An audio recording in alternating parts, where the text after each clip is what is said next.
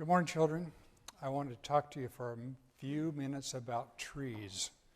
You know, we live in Washington, and there are lots and lots of trees here. You know, there's all different kinds of trees. There's big, tall trees that make good lumber. There's trees that have really nice, big trunks, and they have branches that stick out, and they're really good for making tree houses. All different kinds of trees. There's trees that, like we have around here, they're called evergreen, and they are always green, right? Yeah, that's why they're called evergreen. And then because they keep their needles or their leaves all winter long. And then there's other trees that are called deciduous trees, and they lose their leaves in the winter. When it gets cold and tough and the winter winds blow, it makes them lose their leaves. You know, the color green stands for something. It's symbolic of something. It's symbolic of eternal life. That's kind of interesting because, you know, trees who keep their leaves all the time, evergreen. You know, Jesus, in Hebrews 13, verse 8, it says, Jesus is the same yesterday, today, and forever. He's kind of like an evergreen. He's always green, you know. I want to ask you guys something. We all live here. These are all common things. Do you know what kind of a tree this came off of? Evergreen. It is. You got it. You got it. Absolutely. It is an evergreen tree, but do you know what the other kind of a name it has? What? You got it. You are one sharp guy. This is from a Douglas fir.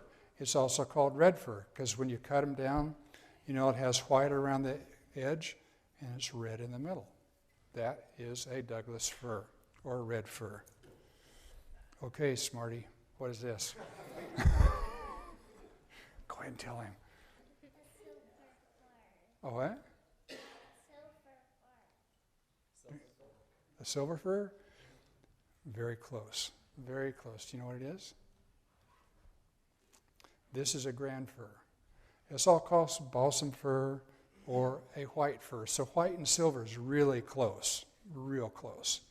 Now see, this one here has the needles that come out straight to the sides. This Douglas fir has the needles that go all the way around. So that's how you can tell them the difference.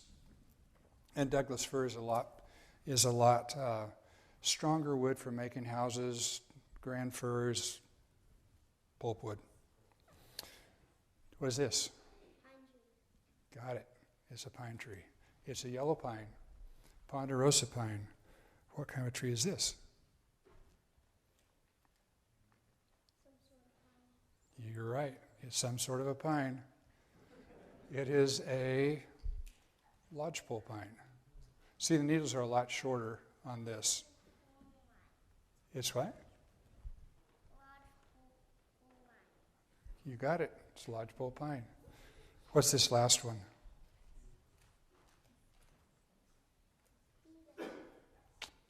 You're right.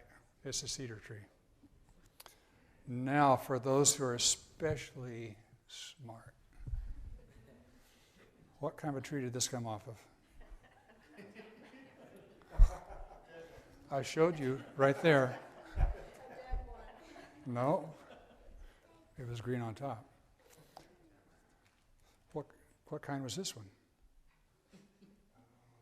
Two different trees. What is it, Laura? No. A tamarack, that would be a good choice because they lose their leaves in the winter. These trees, actually, this one came off of a Douglas fir. This came off a grand fir. See how the branches just stick out the sides? They don't go all the way around. How come you couldn't tell what these were?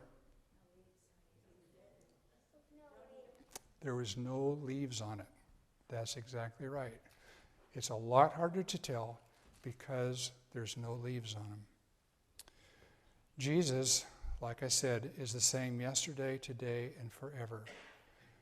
When you want to tell what a person is, They need to be consistent, the same all the time.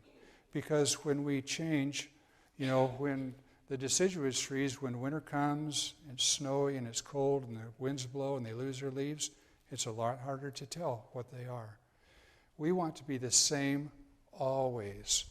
We need to keep our leaves on. We want to be like evergreen trees that always have our leaves so people know exactly what we are.